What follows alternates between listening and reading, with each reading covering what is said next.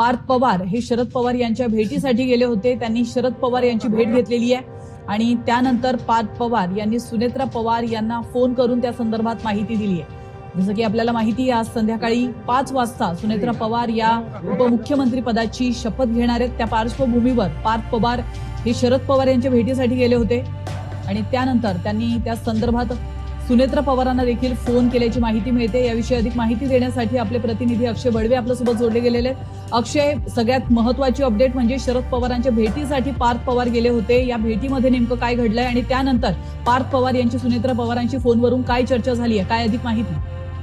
गेल्या 1 तासापासून पार्थ पवार हे शरद पवार, सुप्रियाताई, रोहित पवार यांना भेटण्यासाठी गोविंद बागेत आले होते आणि यावेळेला काही चर्चा झाल्याची देखील शक्यता आहे। कारण सगळ्या या संपूर्ण घडामोडीमध्ये पवार कुटुंबातले सगळे सदस्य गोविंद बागेत उपस्थित होते। त्यामुळे पार्थ पवार आणि शरद पवार, सुप्रियाताई यांच्यामध्ये काय चर्चा झाली हे स्वतः पार्थ पवार माध्यमांना सांगण्याची शक्यता आहे आणि बैठक किंवा चर्चा झाल्यानंतर पार्थ पवार जे आहेत ते स्वतः बाहेर आले होते।